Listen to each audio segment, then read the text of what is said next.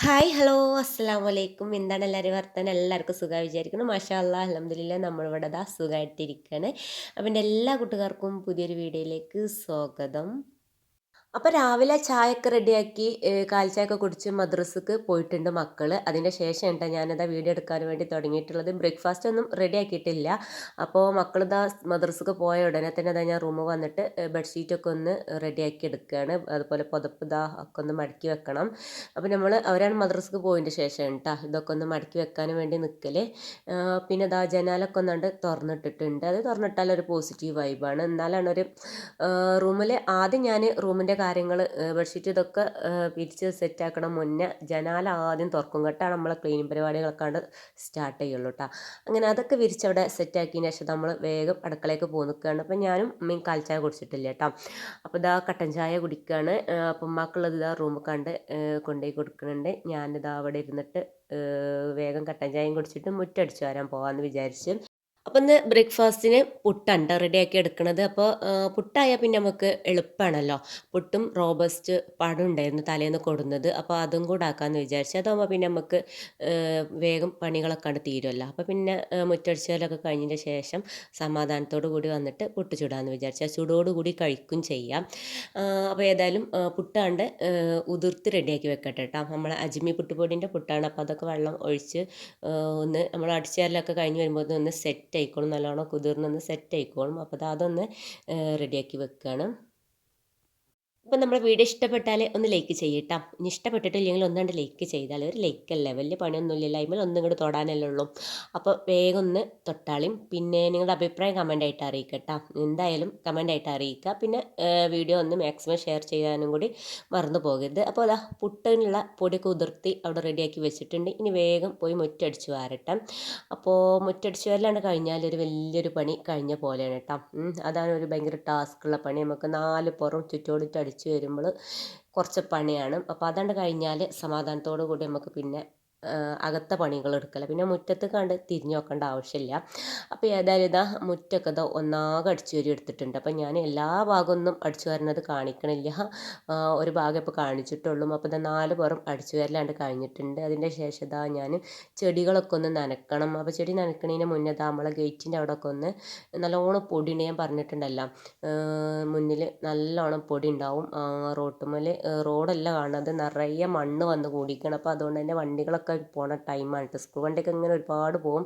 ഒരു 10 മണി വരെ അതന്നെ ആയിരിക്കും. അപ്പോൾ പിന്നെ നല്ലോണം ഒന്ന് വെള്ളം ഒഴിച്ചിടാമെന്ന് വിചാരിച്ചു. എന്നാൽ പിന്നെ കുറേ പൊടി വരുന്നതിന് ആക്കണ്ടായിക്കോളൂ കേട്ടോ.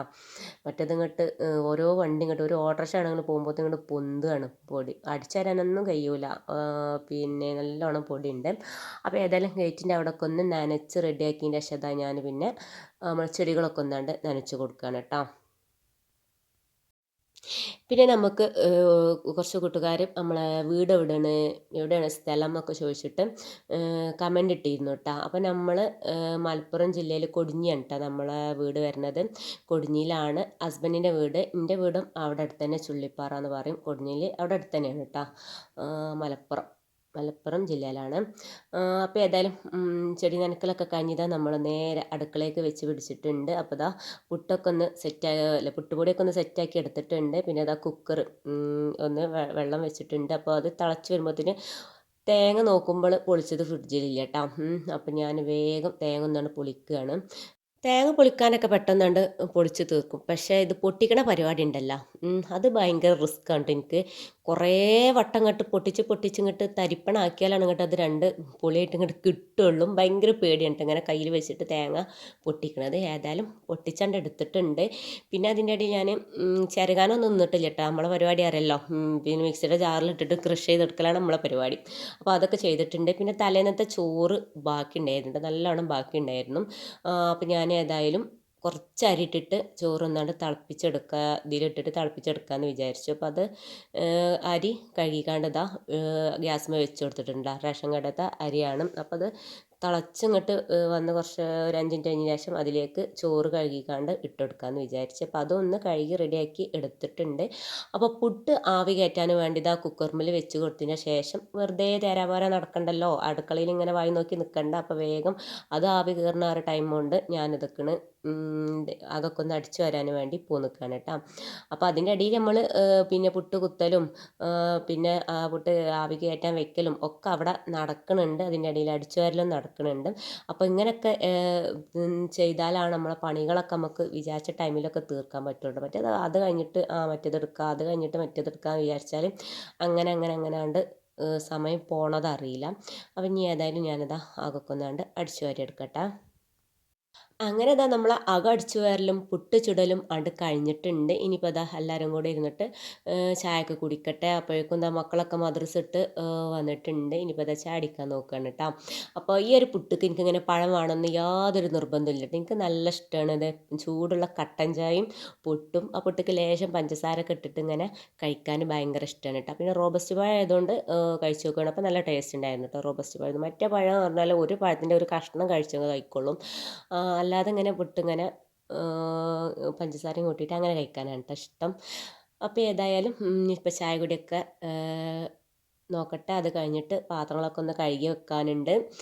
അപ്പോൾ അതിൻ്റെ ഇടയിൽ ഇതാ നമ്മൾ ചോറൊക്കെ തിളച്ചിട്ട് പിന്നെ വറ്റൊക്കെ അതിലേക്ക് ഇട്ട് കൊടുത്തതാ ഇനിയിപ്പോൾ ഒക്കെ ഒന്ന് ഊറ്റി റെഡിയാക്കി എടുക്കുകയാണ് കേട്ടോ.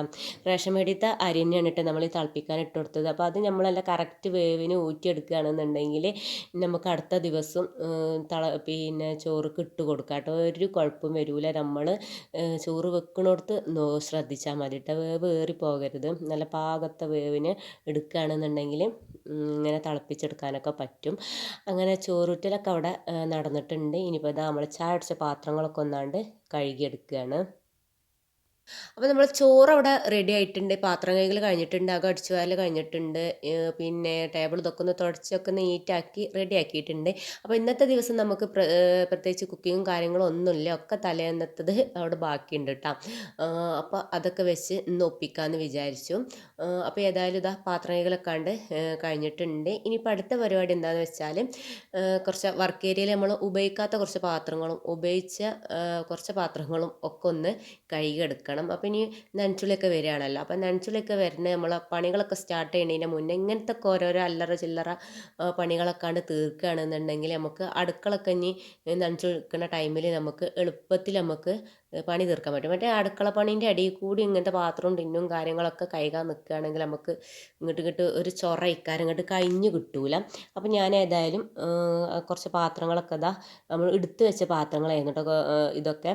അപ്പോൾ ഇതൊക്കെ ഇങ്ങനെ അതൊക്കെ ഒന്നാണ്ട് കഴുകി എടുക്കുകയാണ്. തേച്ച് ഒരുതി വെളുപ്പിച്ചൊന്നും എടുക്കണില്ല. നമ്മളങ്ങനെ ഉപയോഗിക്കുന്ന പാത്രമല്ല, കുറേ പഴയ പാത്രങ്ങളാണ്. നമ്മുടെ പഴയ വീട്ടിലത്തെ പാത്രങ്ങളാണ് കുറേ അതിലുള്ളത്. അപ്പോൾ അതൊക്കെ ഒന്നാണ്ട് കഴുകി എടുത്തിട്ടുണ്ട്. ഇനിയിപ്പോൾ ഇതാ അരി ബക്കറ്റ്, ഈ ബക്കറ്റ് നമ്മൾ കഴുകി വെച്ച പാത്രങ്ങളൊക്കെ ഇട്ട് വെക്കണ ബക്കറ്റാണ്. ഇത് നമ്മളെ പഴയ വീട്ടിലത്തെ ബക്കറ്റായിരുന്നു കേട്ടോ. പിന്നെ മറ്റേത് നമ്മൾ കുടിയിരിക്കലിൽ നിന്ന് വാങ്ങിച്ചിട്ടുണ്ടായിരുന്ന ബക്കറ്റായിരുന്നു.